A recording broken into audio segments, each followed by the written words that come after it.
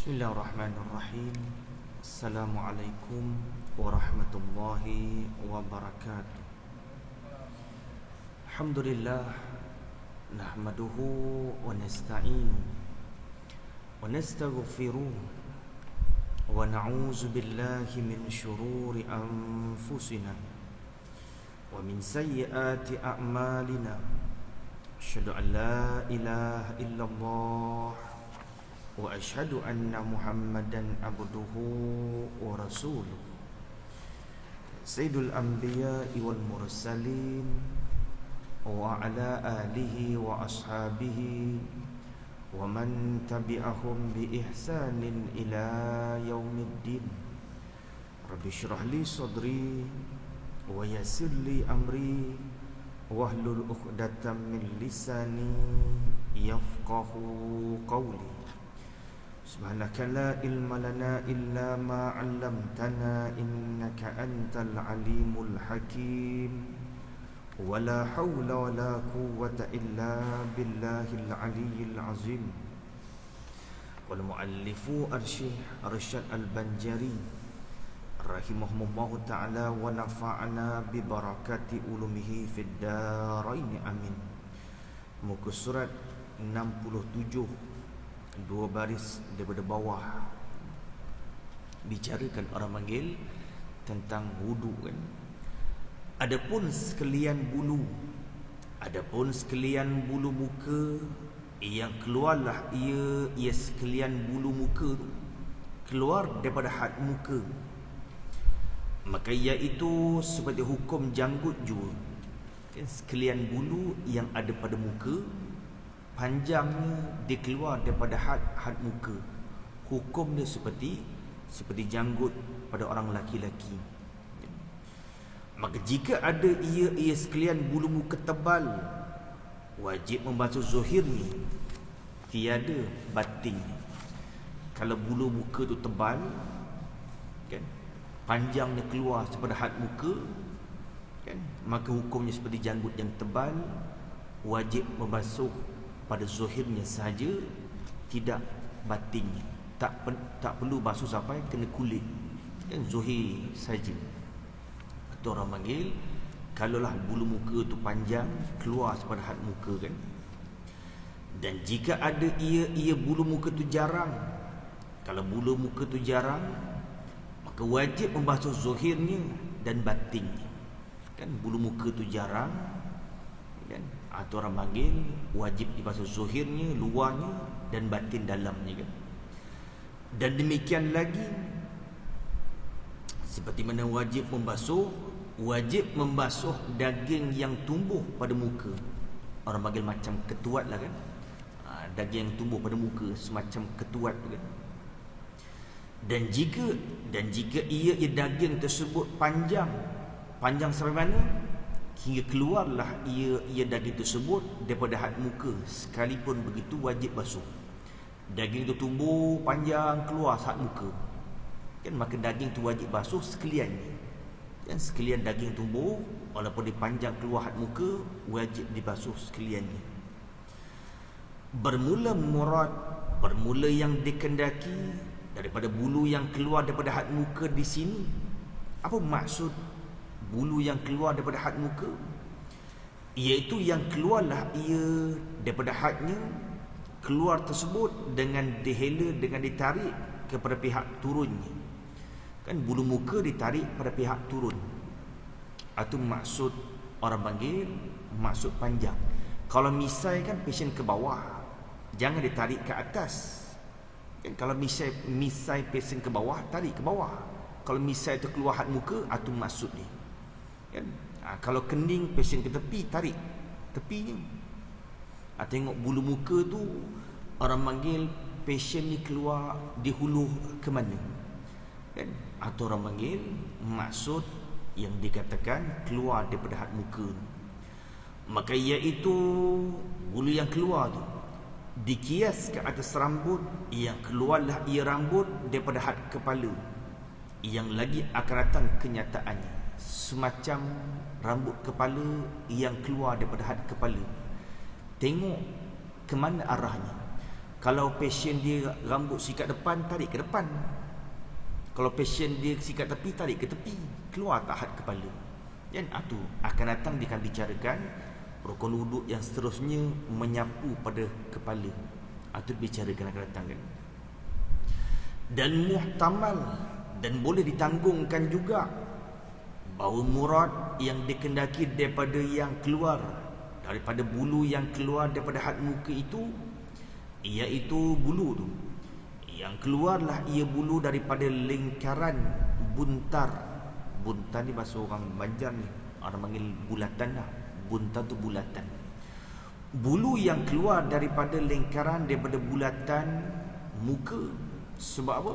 Sebab panjangnya kan? Sebab panjangnya bulu. Panjang atas menyalahi yang ghalib, biasa adat. Demikianlah hasil yang tersebut dalam kitab Tuhfah bagi Syekh Ibnu Hajar dan Al-Haytami kan? Dan sunnah tatkala membasuh muka memulai daripada pihak muka yang di atas. Satu sunnah bila kita basuh muka dalam wudu, mulakan sebelah balik atas kan? Dan lagi sunnah membasuh dia di muka dengan dua belah tangan. Kita basuh muka sunnah dengan dua belah tangan, tangan kiri dan kanan kita basuh kan. Pasal apa? Kerana mengikut bagi fi'il perbuatan Nabi sallallahu alaihi wasallam. Maka jika dimulainya seorang membasuh mukanya daripada pihak yang lain selain daripada pihak atas, atau dibasuhnya seorang akan muka dengan sebelah tangan juga, maka iaitu memadai juga. Wuduknya sah walaupun memadai, tetapi Allah ia perbuatan tersebut menyalahi sunnah. Sunnah basuh muka sebelah atas dengan dua belah tangan, tangan kanan dengan tangan kiri. Itu sunnah je begitu. Rukun wuduk yang ketiga daripada segala rukun wuduk yang 6 tu, membasuh kedua tangan. Basuh kedua tangan serta kedua siku. Itu dengan ijma'. Siku termasuk kena basuh kan? Kerana firman Allah SWT, wa aydiyakum ilal marafiqi, yakni dan basuhlah oleh kamu akan tangan kamu serta siku kamu. Dan wajib membasuh sekalian barang yang ada pada kedua tangan yang tempat fardu kan? Apa yang ada pada tangan daripada hujung jari sampai siku, apa yang ada wajib basuh. Misalnya mana? Seperti bulu. Ada orang tangan bulunya panjang kan, ada orang tangan macam bulu kaki panjang. Wajib tak basuh? Wajib basuh kan? Dan jikalau ada ia bulu tebal lagi panjang sekalipun, walaupun bulu tangan dia tebal macam beruk, contoh kan, tebal betul bulu tangan dia, wajib tak basuh bulunya? Wajib basuh. Panjang pun wajib basuh kan? Dan lagi misalnya mana, apa yang ada pada tangan dan seperti kuku kan, kuku pendek, kuku panjang kan, dan daging yang tumbuh pada tempat fardu, tempat hujung jari sampai siku, daging lebih, orang panggil macam orang panggil ketuan kan. Dan jikalau ada keduanya, daging ataupun kuku itu panjang sekalipun kan? Sekalipun daging itu panjang, sekalipun bela kuku panjang, wajib dibasuh. Misal lagi mana? Seperti batin kan? Seperti batin lubang dan pecah yang ada pada tangan kan? Tangan, kadang-kadang tangan ni macam jerawat. Ada orang tangan ni macam jerawat, dipecah-pecah kan. Orang muka dia kan jerawat, pecah-pecah lubang-lubang.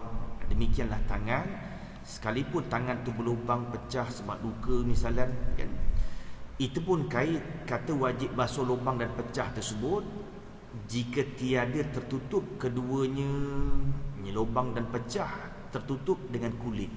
Kalau lubang yang ada pada tangan terbuka kan, tidak diselaputi kulit, itu wajib basuh kan. Kerana bahawasanya ia pada ketika itu, bila tidak ada kulit yang tutup, ia menjadi zuhir, berlubang kan. Kena paku berlubang, cabut paku berlubang tangan kan? Belum ditutupi oleh kulit, ketika ambil wudu, kalau tidak memberi mudarat, wajib basuh. kan, walaupun ia terbuka lubangnya. Dan jika kena duri tangan, umpamanya lah kan, kena selumbau ke kan, masuk halus, kayu halus selumbau tu kan, wajib membasuh tempat duri yang tiada masuklah ia duri ke dalam batin daging, dan wajib menghilangkan akan duri, kerana ia duri tersebut menegahkan sapak air kepada tempatnya tempat duri. Kerana jika tiada dibasuhnya seorang akan tempat duri, nescaya tiadalah sah wuduknya. Kan? Tangan kita terkena selumbau, masuk halus, orang panggil daripada kayu kan, semacam duri kan? Bila dia zuhir, kita gosok terasa duri tu. Kita gosok tangan terasa duri tu. Bermakna ia bukan masuk sepenuhnya dalam batin. Kita gosok tangan tu, duri tu terasa ke atas kan? Bermakna wajib kita cabutkan duri kan? Sebab ia menghalangkan air sampai ke anggota wuduk. Bila kita gosok terasa duri di atas, wajib dicabut, dibasuhkan ketika ambil wuduk. Kalau kita gosok duri tu tak terasa, bermakna ia batin, dia dah masuk dalam daging, itu lain kan? Bila kita gosok terasa duri tu, wajib dicabutkan duri kan? Dan wajib dibasuhkan lubang ni kan? Sebab ia dikirakan zuhir. Tetapi jika ada duri itu masuk ke dalam batin daging, kita gosok tak terasa duri tu, duri tu masuk dalam daging, dan tertutuplah ia tempat duri, tertutup dengan kulit, dah termasuk dalam halusnya, halus duri itu termasuk kan, dah tertutup dengan kulit dah. Bila masuk lagi pagi tadi, kulit pun dah tertutup, maka tiada wajib membasuh dia di tempat duri, dan salah wuduknya dan sembahyangnya. Dan jika kena najis duri itu dengan darah sekalipun, kan duri bila dah termasuk dalam daging, ia sudah bercampur dengan darah najis. Sekalipun begitu, bila ia batin, ambil wuduk tu sah, walaupun tak cabut duri keluar. Bila kita gosok kulit, tak terasa duri timbul, dan atau orang panggil air semayang wuduknya sah, semayang pun sah kalau duri berada dalam batin kan. Dan demikian lagi wajib membasuh sekalian yang tersebut itu kan, pada anggota yang lain daripada tangan kan. Segala apa yang ada pada tangan, demikianlah anggota muka, demikianlah anggota kaki kan, wajib basuh. Apa yang ada pada kaki, duri ke bulu, kiaskan pada tangan, sama je kan. Dan demikian lagi wajib membasuh tangan yang tumbuhlah ia tangan pada tempat fardu. Ada orang sebelah kanan dua tangan, kita sebelah kanan satu, sebelah kiri satu. Fardu takdir, sebelah kanan dia dua, tumbuh dua kan, lebih, tangan yang lebih orang panggil kan, itu maksud dia. Dan demikian lagi wajib membasuh sekalian yang tersebut. Dan demikian lagi wajib membasuh tangan yang tumbuhlah ia tangan pada tempat fardu. Misalnya macam mana? Seperti tumbuhlah ia tangan pada siku. Tangan dari dua sebelah kanan tumbuh dekat siku kan? Tumbuh pada, dia bercabang dekat siku kan? Atau di bawah siku, tempat wajib basuh tangan lah. Dia tumbuh tangan yang kedua dekat siku atau bawah siku kan, tempat wajib basuh wuduk pada tangan kan. Dan jika adalah ia tangan yang lebih tersebut terlebih panjang daripada tangan yang asal sekalipun, tangan kedua tumbuh lagi panjang daripada tangan asal. Contoh dia kecil sikit ke, tapi panjang. Tangan asal yang ini kan, dia tumbuh daripada siku atau bawah siku. Pada tempat fardu kita basuh tangan kan, sekalipun begitu kan, wajib basuh kan. Tetapi jika ada tangan itu tumbuh di luar tempat fardu, kalau tangan yang lebih tumbuh selain tempat fardu hujung jari sampai siku, hujung jari sampai siku tu tempat fardu. Kalau tangan yang lebih tumbuh kawasan situ, wajib basuh. Dulu wajib basuh, tangan asal wajib, tangan yang lebih pun wajib wajib basuh kalau ditumbuh kawasan fardu tangan. Apa kata kalau tumbuh di luar tempat fardu tangan? Tetapi jika ada tangan itu tumbuh di luar tempat fardu, seperti tumbuhlah ia tangan yang lebih di atas siku. Tangan lebih tumbuh atas siku, kan? Maka ditilik. Jika serupa keduanya dua tangan hingga tiada diketahui mana yang asal dan mana yang zaidah, kan? Dia tumbuh, dia bercabang kat sini, tapi dua-duanya serupa, kan? Dua-dua normal serupa, tak ada nampak cacat celah ni. Tak boleh beza mana yang lebih, mana yang asal. Kalau tak boleh beza, nescaya wajiblah membasuh keduanya tangan, kan? Daripada jari hingga sampai kepada siku, kan? Tangan yang lebih tumbuh atas siku tapi tak boleh beza, kan? Maka wajib basuh dua-dua tangan sebelah kanan ni daripada hujung jari sampai siku. Dan jika tiada serupa keduanya, misal bagaimana tak serupa kedua tangan, seperti bahawa ketahuilah yang zaidah, yang lebih daripada yang asal tumbuh, tapi dia tahu ini tangan lebih, tangan asal yang ini. Tangan lebih ni kita tahu, kan? Dia dah ada beza, kan? Maka wajib membasuh sekalian yang asal saja, kan? Bila ambil wudu, wajib basuh tangan asal saja kalau boleh beza, kan? Dan tiada wajib membasuh yang zaidah, yang lebih, melainkan qadar yang berbetulan dengan tempat fardu daripada yang asal juga. Iaitu mana qadar berbetulan dengan tempat fardu? Iaitu yang berbetulan dengan siku, tangan yang asal hingga kepada yang berbetulan dengan hujung jari tangan yang asal. Kalau ia tumbuh sebelah atas, kan? Kemudian orang panggil dia menghulu ke bawah, kan? Dia kata apa? Qadar yang berbetulan, dia ada tangannya lebih tu nampak, ada lekuk sikunya, kemudian tangan lebih keluar jarinya, kan? Mana had yang berbetulan bagaimana? Kita hulur tangan lebih tu dalam kawasan fardu, kan? Tangan tumbuh cabang sini, diturun ke bawah dan dimasuk dalam kawasan fardu, kan? Kita hulur tangan, dimasuk dalam kawasan fardu, itu wajib dibasuh qadar yang berbetulan saja, kan? Dan tidak wajib membasuh yang di luar daripada tempat fardu, iaitu yang di luar tempat fardu bagaimana? Yang berbetulan dengan yang di atas lengan, yang di atas siku tangan yang asal, dan yang lampau daripada hujung jari tangan yang asal. Kalau yang tidak berbetulan, tidak masuk kawasan fardu, itu tak wajib basuh. Dan tiada wajib membasuh yang di luar daripada tempat fardu, iaitu yang berbetulan dengan yang di atas siku tangan yang asal dan yang lampau daripada hujung jari tangan yang asal, jika ada yang zaidah, yang lebih itu terpanjang daripada yang asal. Inilah yang hukum hasil yang diiktimad, yang diperpegangkan Syekh Ibnu Hajar dalam kitab Tuhfah. Mas'alatun ay hazihi mas'alatun.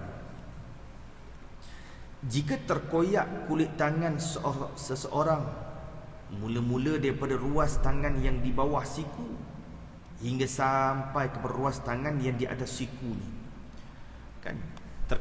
Terkoyak kulit tangan yang di bawah siku, terkoyak sini bergantung di atas. Kalau kita selotip, tampal kat sini bergantung. Dikoyak sini, bergantung sini. Terkoyak daripada kawasan fardu, ia bergantung di luar kawasan fardu, kan? Itu masalah dia, kan? Dan tergantunglah kulit itu daripada ruas tangan yang di atas siku, nescaya tiadalah wajib membasuh sesuatu daripada kulit yang tergantung itu, kerana bergantung ia pada anggota yang di luar tempat fardu, kan?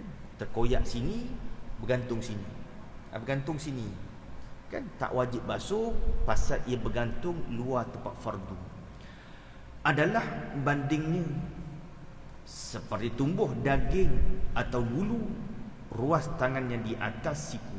Kan tumbuh daging di atas siku. Panjang tu hulu sampai ke bawah. Itu tak wajib basuh. Itu bandingannya kan. Maka tiadalah wajib membasuh sesuatu daripadanya daripada daging ataupun bulu yang tumbuh atas yang terhulu ke bawah.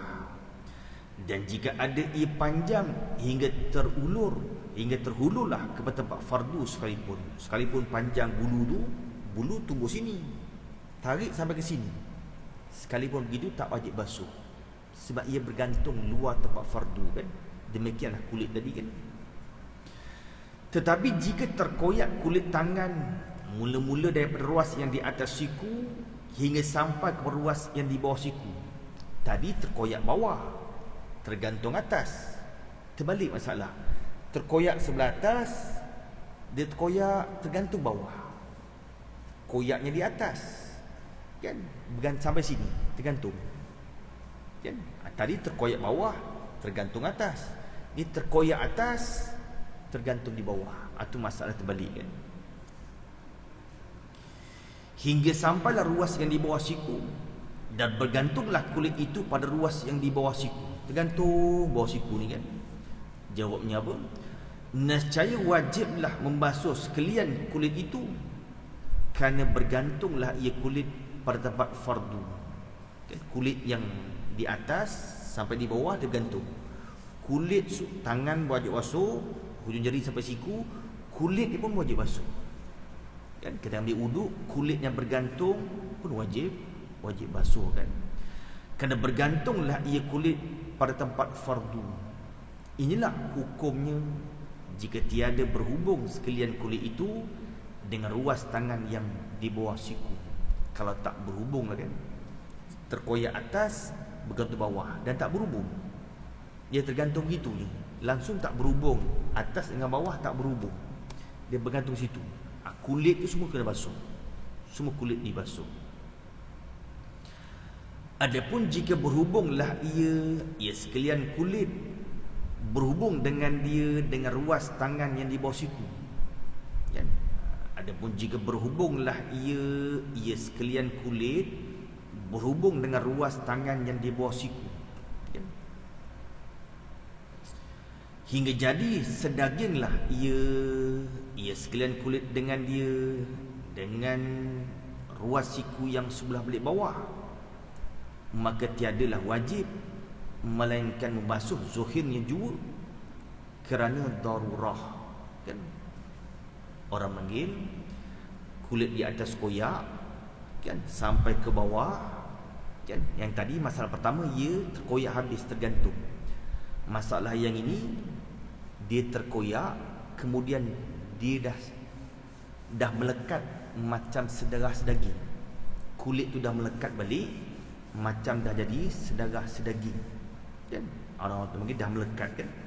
Hingga jadi sedaging ia, maka tidak wajib melainkan membasuh zuhirnya juga kerana darurah. Kan? Wajib basuh zuhir je lah, pasal dah melekat tu. Kan? Pasal dah melekat, bawah dia dah melekat. Tetapi jika dikoyaknya seorang akan kulit daripadanya, dia berruas di bawah siku, dikoyak juga. Bila tu dikoyak, kemudian dia membasuh, dia basuh tangan ke basuh kulit, wajiblah membasuh tempatnya, tempat sedaging, kena hilang darurah. Kan? Lepas dibasuh tangan, lepas dia ambil wudu, masalah kulit koyak daripada atas, kan? Dia bergantung di bawah siku. Kemudian lama-lama dia tepik, melekat kulit tu balik. Kulit tu melekat kat sini. Kan? Wajib dibasuh zuhir saja. Masalah kalau lepas ambil wudu, dikoyak balik kulit tu. Lepas ambil wudu, dikoyak balik kulit tu. Dikoyak, kan? Kulit yang tadi zuhir dibasuh ke atas. Tempat yang terkoyak tu, kalau lepas wudu dikoyakkan balik, wajib basuh tempat yang melekat tu.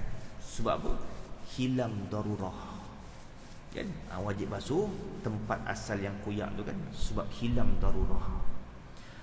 Maka iaitu bersalahan dengan hukum mencukur janggut yang tebal. Bila cukur janggut, kemudian dia membasuh zuhir janggut. Jawab dia apa?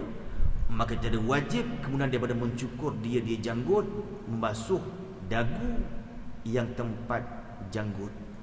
Pasal apa? Kerana wajib membasuh zuhir janggut yang tebal itu bukan kerana darurah, kerana dapat membasuh batinnya. Kita ni janggut tebal, kalau dengan jambang tebal kan, janggut tebal. Lepas ambil wuduk basuh kaki, lepas keluar bil air, dia tengok cermin, dia nak cukur janggut ni, dia cukur balik. Dia dicukur janggut yang tebal. Adakah kena basuh dagu sebab dah cukur janggut tebal tadi? Tak wajib basuh dagu. Sebab itu bukan darurah. Janggut tebal hanya wajib basuh zuhir, zuhir saja. Batin kulit tak wajib basuh. Dan ini bukan sebab darurah. Bila kita ambil wudu, lepas ambil wudu cukur janggut tebal dan nampak dagu, wajib basuh tak? Tak wajib basuh dagu. Sebab ini bukan darurah. Kulit tadi darurah. Dan dia dah melekat sedaging, itu darurah. Kan dah melekat sedaging, itu masalah lain kan. Dua masalah yang berbeza kan. Dan jikalau terkoyak kulit dia berruas tangan yang di bawah siku dan berhubungan dengan ruas yang di atas sikunya, terkoyak di bawah siku, ni bawah siku, terkoyak di bawah kan, dan berhubungan dengan ruas yang di atas, dia terkoyak naik ke atas, dia berhubung kan? Serta bercerai-cerai barang, serta bercerai-cerailah kulit antara kedua hujung kulit itu daripada tangan. Sini pun terkoyak, hujung sini pun terkoyak. Dua tempat terkoyak. Masalah tadi satu tempat terkoyak, satu lagi bergantung. Masalah ni dulu, sini pun terkoyak, sini pun terkoyak, tengah-tengah tak terkoyak. Sini terkoyak kulit, sini terkoyak kulit, tengah-tengah dia melekat. Nanti masalah lain kan, tengah-tengah dia melekat kan. Dia kata apa? Serta bercerai-cerailah barang, serta bercerai-cerailah kulit antara kedua hujung kulit itu daripada tangannya. Nescaya wajiblah atasnya seorang membasuh yang berbetulan dengan tempat fardu daripadanya, daripada kulit pada zuhirnya dan batinnya. Tempat fardu hujung jari sampai siku, wajib basuh. Orang panggil, dia kata apa? Wajib atas seorang membasuh yang berbetulan dengan tempat fardu, zuhir dan batin.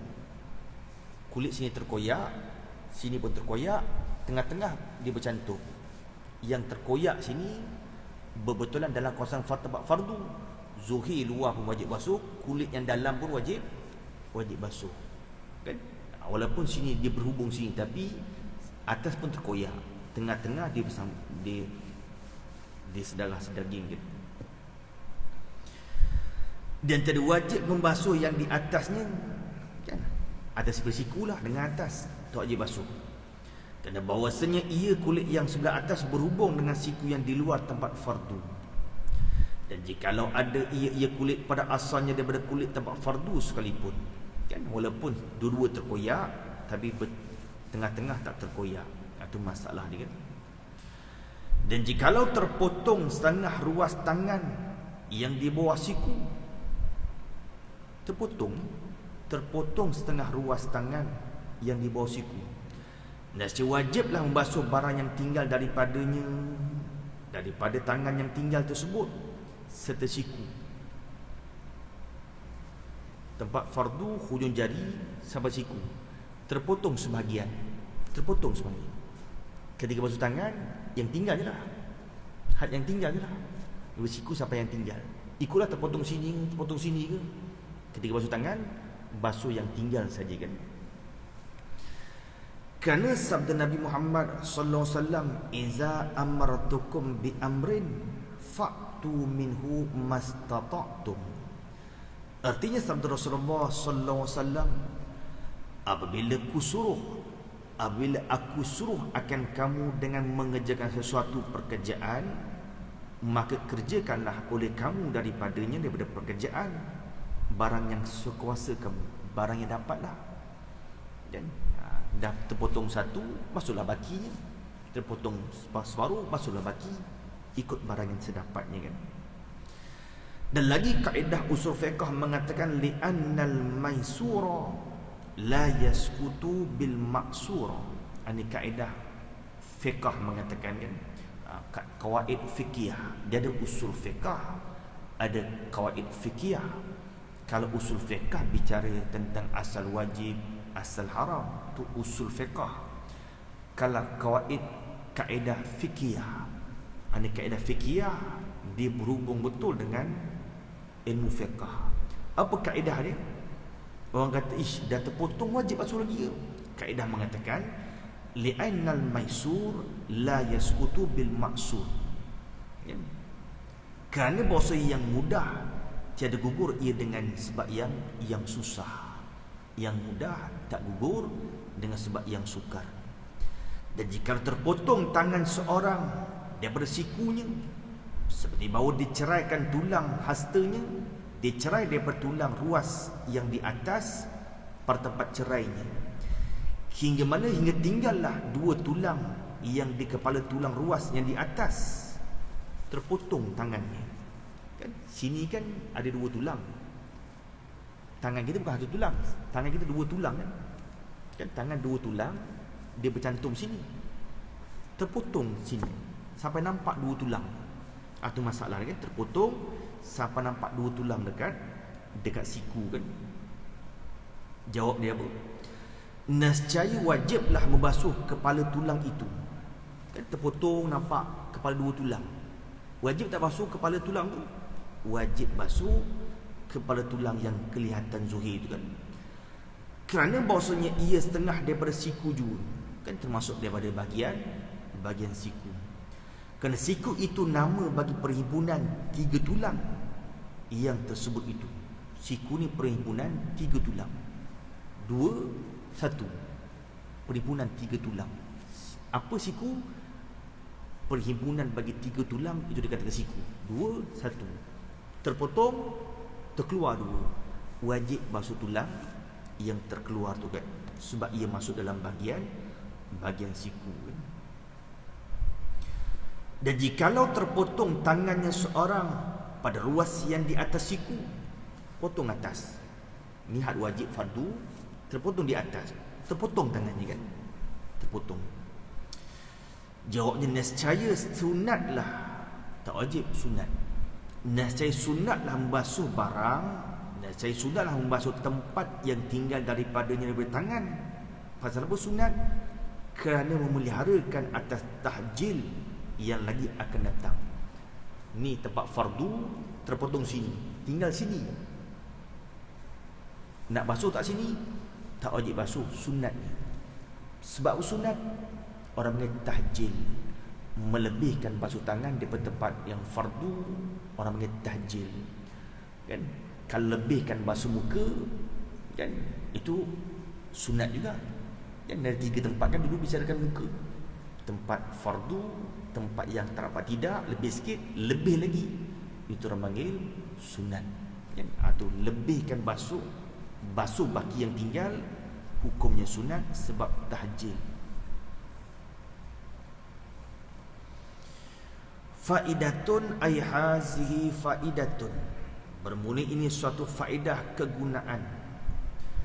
Ketahuilah olehmu bahawasanya hakikat tangan pada lughah, hakikat tangan dalam bahasa tu, daripada jari hingga sampai kepada bahu. Dari segi bahasa, bila sebut tangan, jari sampai bahu kan. Dari segi bahasa, bila sebut yadun, bila sebut tangan, jari sampai bahu. Itu dari segi bahasanya kan. Maka masuk dalamnya pergelangan, masuk dalam tangan tu pergelangan, siku, ruas tangan di bawah dan yang di atas. Itu dari segi luar. Dari segi luar, sini sampai sini. Itu orang panggil istilah tangan kan. Dah tahu dah soal ai haza soalun, bermula ini suatu soalan. Apabila adalah hakikat tangan pada lughah seperti demikian, nescaya adalah firman Allah Ta'ala menyuruhkan membasuh tangan itu syamil, bagi menyuruh membasuh sekalian kan? Syamil ni sempurnalah kan. Maka betapa kiranya tiada membasuh, maka betapa kiranya Tiada wajib membasuh dia tangan hingga bahu. Bila dah tangan namanya jari sampai bahu, bila syarak suruh basuh tangan, kenapa sampai siku? Persoalan, kenapa tak basuh sampai ke bahu? Sebab istilah basuh tangan jari sampai bahu. Bila suruh basuh tangan, kenapa tak basuh jari sampai bahu? Kenapa basuh sampai siku? Itu persoalan dia kan. Hanya diwajibkan membasuh dia hingga sampai kepada siku jua. Apa jawabnya? Jawab ai haza jawabun, bahwasanya firman Allah Ta'ala ilal marafiq, kan? Basuhlah kamu sampai kepada marafiq, kan?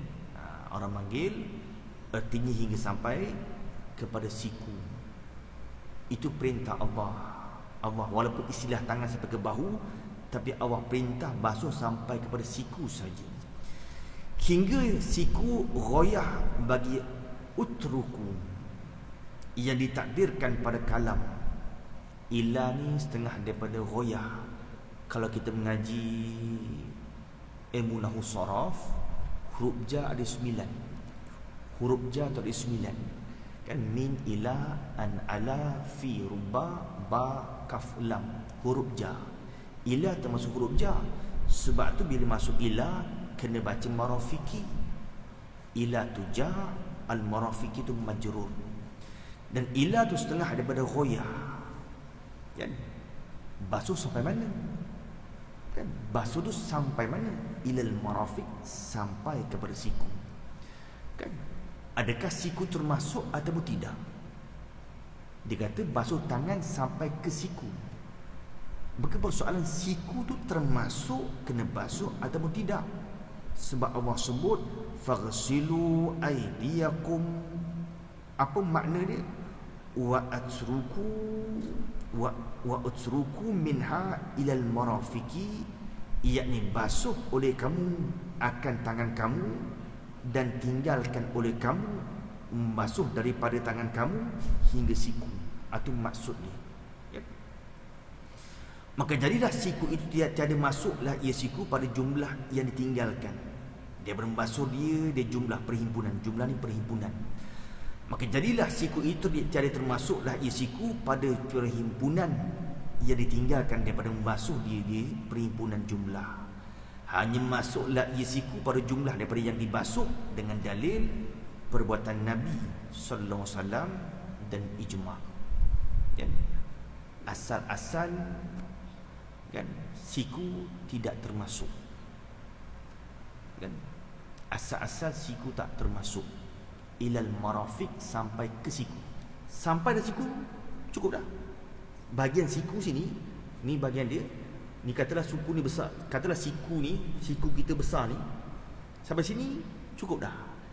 Asal-asal siku tak termasuk, wajib dibasuh. Tapi kenapa syarat wajibkan kita basuh siku? Kata dia sebab apa? Sebab dalil perbuatan Nabi SAW dan ijma'. Nabi ketika basuh siku sekali.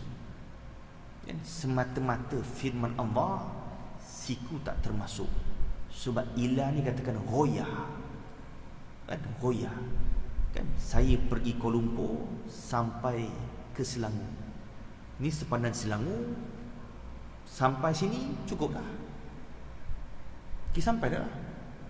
Kan sempadan dia tak termasuk dah. Kan? Tapi wajib juga masuk sebab apa? Sebab perbuatan Nabi. Tengok Nabi buat, Nabi tak pernah melainkan Nabi basuh tangan, Nabi basuh siku sekali. Bermaksud siku wajib dibasuh. Dalil perbuatan Nabi. Bukan hadis perkataan, dalil perbuatan Nabi. Nabi buat. Kan? Lagi pula ijma' sekalian pakat mengatakan siku wajib dibasuh. Kan? Macam aurat pusat sampai lutut kan. Ketika sembahyang wajib ditutup pusat sampai lutut. Pusat termasuk tak? Lutut termasuk tak? Pusat dan lutut tak termasuk. Tapi kenapa wajib ditutup juga? Kaedah fiqh mengatakan la yatimul wajibu illa bi fahuwa wajibun. Kalau tak tutup tak sempurna. Sebab apa? Ketika kita bergerak rokok, iktidal, sujud, pakaian tu akan terangkat. Kalau tak tutup pusat dan lutut, dia terangkat, nampak bahagian aurat. Maka hukum fiqah mengatakan wajib juga tutup pusat dan lutut. Asal pusat bukan aurat, asal lutut bukan aurat.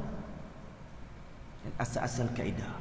Kalau dipakai seluar pendek ketat, seluar yang ada getah, lutut ternampak sikit kan? Kalau dia bergerak, sujud, rokok, dicengkam, tak bergerak, getah tu kan, sembahyang dia sah walaupun nampak lutut sikit kan? Tu hukum asal.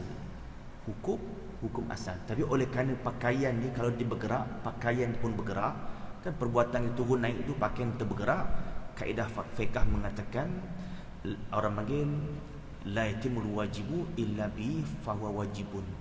Tak dapat tidak, wajib tutup baru sempurna. Maka wajib, demikianlah siku kan. Kemudian rukun yang keempat, daripada 6 rukun wudu, daripada segala rukun wudu, menyapu sesuatu daripada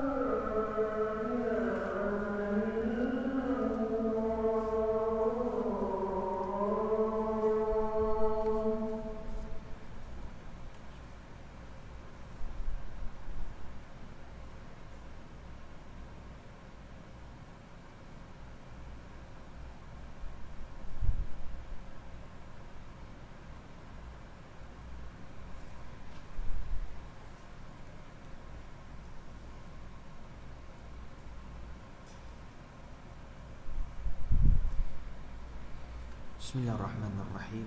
Qala muallifu rahimahumullahu ta'ala wa nafa'ana bi barakati ulumihi fid darain amin.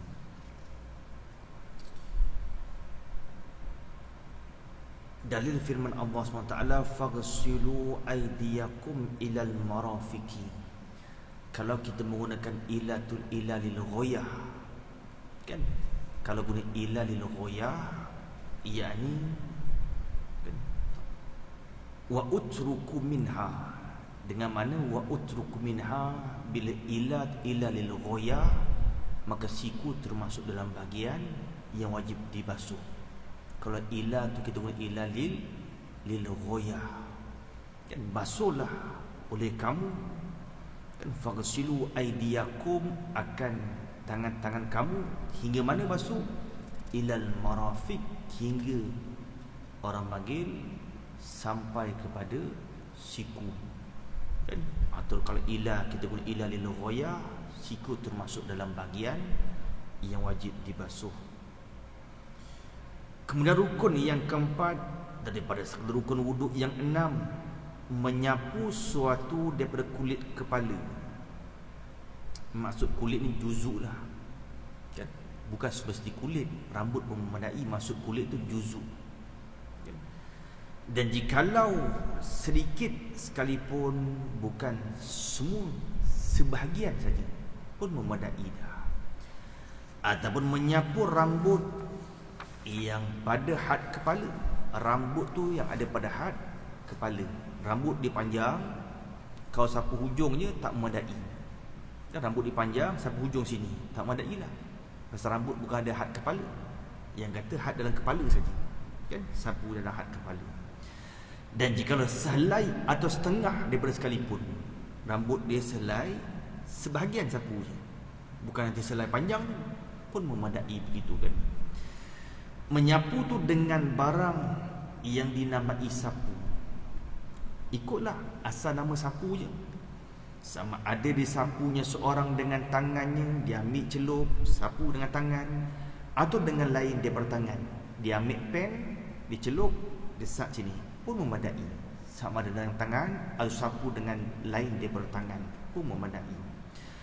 Dan harus membasuh dia di kepala. Basuh tu ganti daripada sapu. Harus tersebut dengan tiada makruh. Dalam mazhab Syafi'i, kalau bahagian kepala bukan basuh, sapu, tiba-tiba dia nak basuh, harus dengan tidak ada makruh.